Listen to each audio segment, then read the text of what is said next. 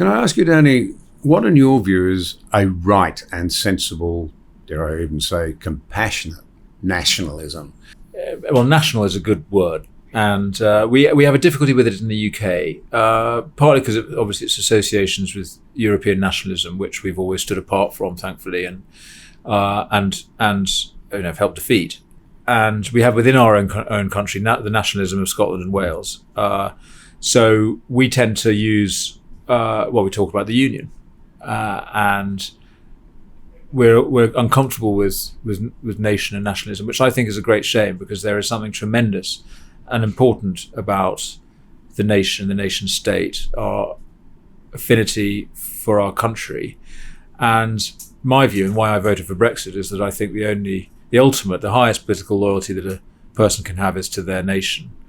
We are all people, we share our common humanity, and we have obligations of friendship and charity to the rest of the world. But you can only owe political allegiance to the nation state, in my view, because anything else, well, it lacks the demos, it lacks the people. And what you're talking about then is some international source of power, whether that's the EU or some new global state, which we see forming in people's minds all the time. And I'm worried about the World Health Organization, by the way, in a similar vein, because it's a huge power grab that is being contemplated at the WHO. I think we need to be very, very careful of international institutions which assert supremacy over nations. So I think it should be possible to make that case, and then we should also be able confidently to say that nations are distinct and they have their particular traditions and their particular cultures, and that we belong as individuals to national cultures to which we should have a proud sense of allegiance.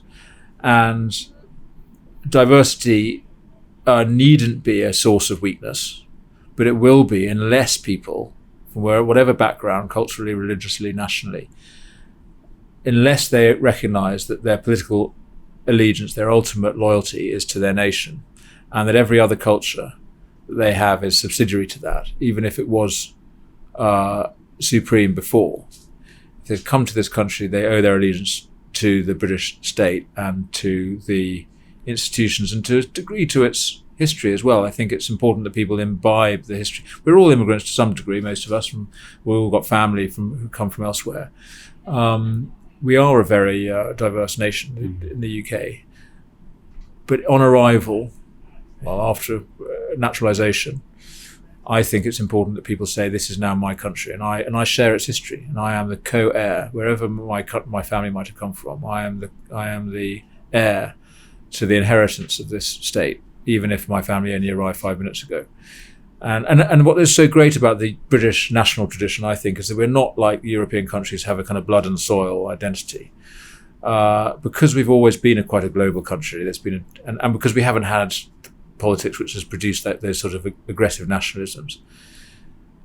Our nationalism is civic. It's about institutions. It's not about blood, and it's why I think we have the potential to accommodate the immigration that we have had.